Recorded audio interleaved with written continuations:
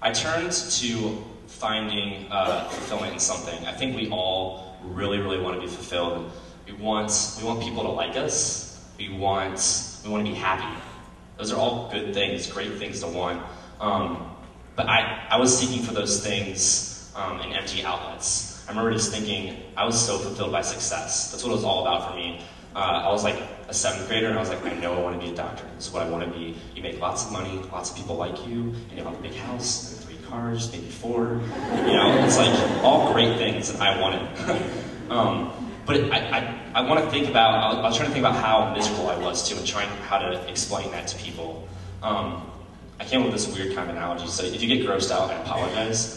But I thought about eating, the idea of eating, and how I was eating till I was full.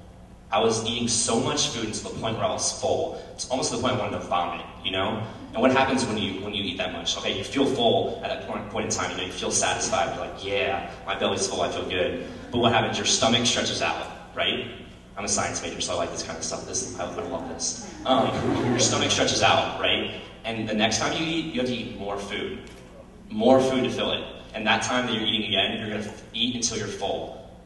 What happens the next time? It stretches out more. The point of that analogy is that you're never, ever going to be completely filled. When you are drawing on material things, on things of this world, you will never, ever be fulfilled. And that's definitely what I felt. I was miserable. I just remember continuing thinking about death, and it was scary. There was one major, big final step in my life to becoming more spiritually aware of what was going on around me. I was driving back from a camp that I was teaching at, and this is probably about 2 weeks before I was supposed to come to college, and my car was hit by a semi-truck. I was in the left-hand lane, it was a 2-lane road, and the semi-truck wanted to go into the left lane, and I was in this blind spot. His tail hit me, and I was pushed into the median, and my car flipped 4 times. Yeah. I remember blacking out in the middle of that car wreck and just thinking, like, in this tunnel vision kind of experience of this surroundings behind me, but just this circle of things going on, and blacking out and waking up to my car standing right side up. It turned out that the roof of my car hit the ground, then the tires hit the ground, the roof of the car hit the ground, tires hit the ground. That happened 3 times. And I'm really blessed that I walked out of that car that day. The doctor said there was a 99% chance of me dying. Had I not been wearing a seatbelt, they said there's absolutely no chance of you living. And so it was just an interesting experience. To add on to that, when the car had landed and I had come to, we know when the car flips, it hits the ground, so the whole frame of the car was smashed together, right? The windows were blown out. I had this sleeping bag. I had things packed in my car. I'm a really messy person. And so my belongings were all over the highway. The windows were smashed and all my belongings were tossed everywhere. But when I came to, there was the Bible that girlfriend had broken up with me that was laying in my lap. Think about that for just a second. The Bible was laying in my lap. I was saved from death, and a Bible was laying in my lap. This is a crazy experience, and I guess a big part of me telling you that is not to say, look at me, wow, that kid's pretty special, but to say, wake up. Wake up. Not all people are fortunate to be slapped in the face like I was. It was a huge slap in the face. It was telling me, Sam, you are going to die. This is a reality. Your body is only meant to live maybe 80 years. You know, okay, maybe by the time I'm dead, maybe 120 years. Anyway, 40 years, give or take. You will die. That is a reality. You will die. And there is eternal significance for how you're living your life. So intense moment in my life. I'm coming to college, moving in for the first time, living by myself, trying to figure out exactly what I believe, and I'm going through this kind of experience. I began to be spiritually seeking, if you will. I wanted to know more. I wanted to have purpose in my life so that when I did die, I knew what was going to happen to me. I think thinking about what it means to have purpose, I thought about this a lot, and I think people just say, I want purpose, I want purpose, I want purpose. I think the ultimate purpose, and you can argue with me on this, is knowing your Creator.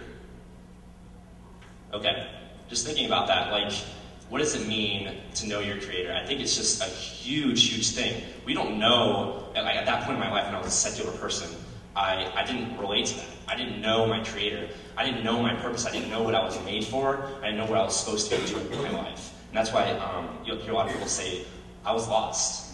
I had no idea where I was going. And so I just think about how awesome it is to know your Creator and to have a purpose in your life. And that's really what I want to talk to you guys about now. I came back, I came to college for the first time, and I remember my first semester was a tough time for me.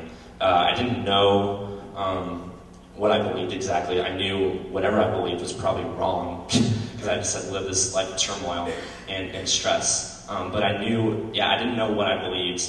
I began seeking for fulfillment in a lot of different things.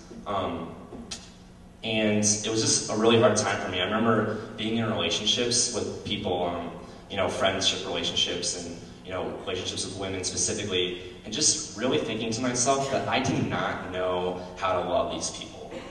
Every relationship I was in was about what I could get out of it. That's what it was. And this is such a miserable existence to me, like what I can get out of it. I'm actually really thankful that those people are still my friends now, because I was a bad friend.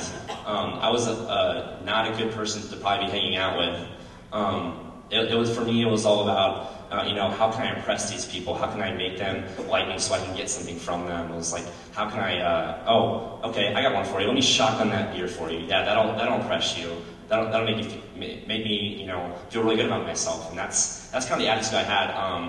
And every relationship I had was defined by that. I guess in a way, I think this is kind of a cool experience for me because I can say, I'm sorry. I'm sorry to those people for ways that I just treated you badly and didn't know how to be a good friend or be a good boyfriend to you. I came back to school after struggling with the college life and being tossed and turned in every single direction, going to classes and people telling me that that I was wrong and not getting the grades I wanted and not ever being told that I was good enough. It's like I could never be good enough. I worked so hard to try to be good enough, but it was never working out for me. I came back from that experience and I met a really special person in my life. His name was Chris, and he was an RA in my freshman dorm. And I think when I'm thinking about why this person had such an effect in my life, it was really because he loved people selflessly. That's what it was. He approached me and wanted to form a relationship with me because of Jesus Christ in his life. That's really what it was about. Some people might think that's kind of weird, to form a relationship with someone because they love Jesus and Jesus loves them back. But from my perspective now, it's such a fulfilling experience to have all your relationships based on the fact that God loves you. I'm beginning to understand that I cannot know how to love people or know what love is until I understand the love that my Creator had for me. I think that was a huge point in my life. This guy, he wanted to teach me things. He wanted to invest in my life. He wanted to build me up into a strong man, just a man that had purpose, a man that had love, and a man that had fellow companions in his life too. He shared the gospel with me, and specifically through the Gospel of John. And I remember learning a lot that semester. I read the Gospel of John throughout that whole entire semester with him. He just came alongside me and really told me what it meant to have intimacy and what it meant to know something with a purpose. I remember thinking about the things I learned, and it's really kind of cool. In order to understand, I think, how to have a relationship with God, you first have to know that God created every single person in this room out of love. I think that's such a cool thing to think about. Every single person in this room is unique, but God created you out of love. Man. I could think about that for a really long time, because I think about all how unique people are in this room, how many different races we have in this room, how many different hair colors we have in this room, how many different body types we have in this room, how many different desires, talents, all this thing that make us different. God created each and every one of you out of love. I think that's really, really cool.